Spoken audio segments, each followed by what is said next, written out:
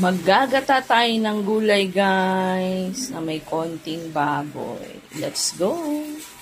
Start na tayo magluto. Igigisa ko to, guys.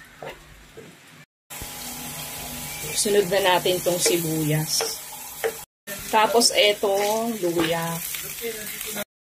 Sunod na natin tong baboy. May isa pang way para iluto to, guys. Kaya lang gusto ko kasi igigisa muna. Yung isang way nito, guys, yun yung inilalagay ko na lahat ng halo, ng ingredients sa kawali, tapos papakuluan na lang. Pero this time, kasi isang kokomama lang ang gamit ko, kaya igigisa ko na lang siya. Balik ka rin ko.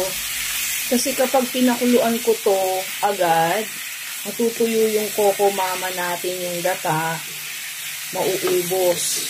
Kaya ito na lang yung ginawa kong paraan. Haluin ko muna. Tinimplahan ko na siya ng asin, saka konting paminta. Ayan, tingnan niyo, lumalabas yung mantika ng baboy. Ilalagay ko na yung kalabasa. Ayan, sarap. Ang bango. Bisa talaga merong luya ang bango ng niluluto. Ayun, medyo luto na yung kalabasa. Ilagay na natin tong sitaw.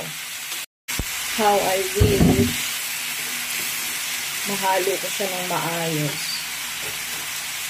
Ayan.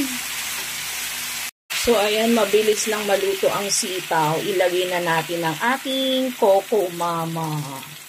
Siyempre, dapat hinaan natin yung ating apoy. O, diba? Kumukulo-kulo agad. Baliktarin natin yung sitaw.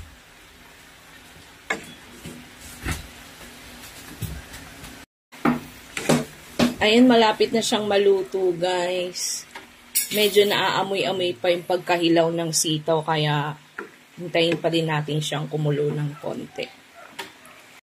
At ayan na nga, guys, luto na siya. Tinikman ko na siya. Ang sarap niya, manamis-namis. Siguro dahil dito sa kalabasa. At ang sitaw kasi na nabili namin ay napaka-fresh. Let's eat! Thank you for watching, guys. Bye-bye!